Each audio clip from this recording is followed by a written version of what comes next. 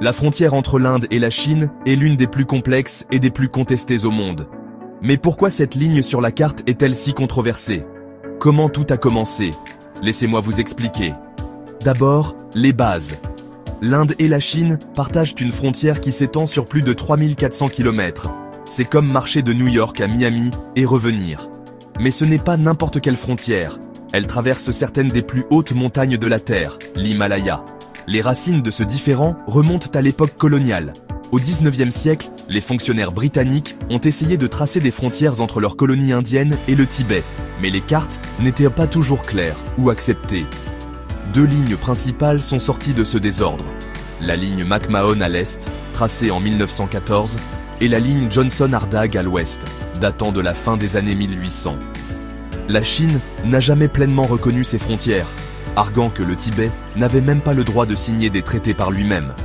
Avançons rapidement jusqu'en 1947.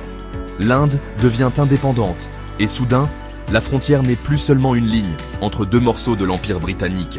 C'est une ligne entre deux immenses et fiers pays.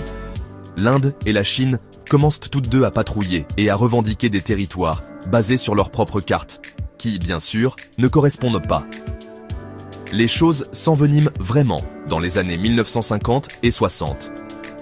La Chine construit une route à travers l'Aksai Chin, une zone que l'Inde revendique. L'Inde proteste, mais la Chine ne recule pas. Les tensions explosent en 1962, lorsque les deux pays entrent en guerre pour ces zones contestées. La Chine gagne cette brève guerre et prend le contrôle de l'Aksai Chin, tandis que l'Inde conserve l'Arunachal Pradesh, une autre région contestée. Depuis lors, la frontière n'a jamais été entièrement réglée.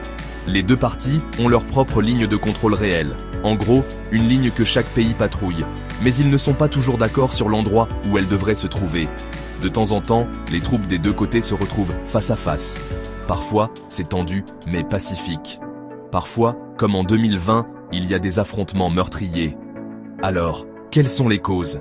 De vieilles frontières de l'ère coloniale, des cartes différentes, la fierté nationale et des intérêts stratégiques. Tout cela se combine pour faire de la frontière Inde-Chine un point chaud. Les deux pays considèrent ces régions comme cruciales pour leur sécurité et leur identité. Et tant qu'ils ne trouveront pas un moyen de s'entendre, cette frontière restera l'une des lignes les plus dangereuses et les plus contestées du monde. Voilà l'histoire jusqu'à présent. Histoire, cartes et montagnes, tout emmêlé. Merci d'avoir regardé.